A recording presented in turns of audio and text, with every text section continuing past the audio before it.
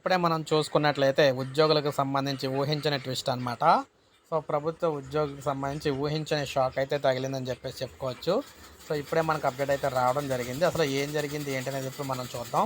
పూర్తి వివరాలు చూసుకున్నట్లయితే ఆర్‌టీఐ ఆఫీస్‌లో రచ్చరచ్చ అయితే జరిగింది. ప్రభుత్వ ఉద్యోగిపై కమిషనర్ చిందులేయడం అయితే జరిగిందనమాట.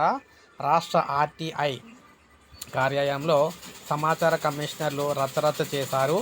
ఆర్‌టీఐ కమిషనర్లు రోజు కార్యాలయానికి వచ్చి సంతకం చేయాల్సి అయితే ఉందన్నమాట. అయితే వారెవరూ కూడా అలా చేయకపోవడంతో జీతాలు ఇవ్వలేదు.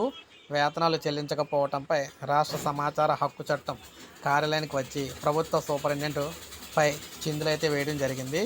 ఉద్యోగి ఆర్టీఐ కమిషనర్ మధ్య మాట పెరిగి వాగ్వాదం అయితే జరిగింది.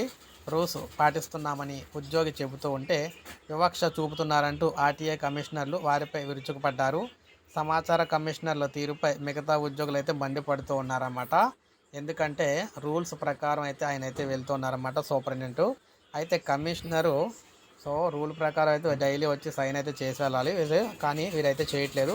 మరి చేయలేనప్పుడు సాలరీ ఎలాగైతే అప్లోడ్ చేస్తామని చెప్పేసి పంపిస్తామని చెప్పేసి ఈయన అయితే అన్నారన్నమాట. మొత్తంగా ఈ విధంగా ఇద్దరి మధ్య అయితే వాగ్వాదం గట్టిగానే జరిగింది. సో, ఇది మనకు అప్డేట్. ఒక లైక్ చేయండి, సబ్స్క్రైబ్ చేసుకోవద్దు, మన ఛానల్ సబ్స్క్రైబ్ చేసుకొని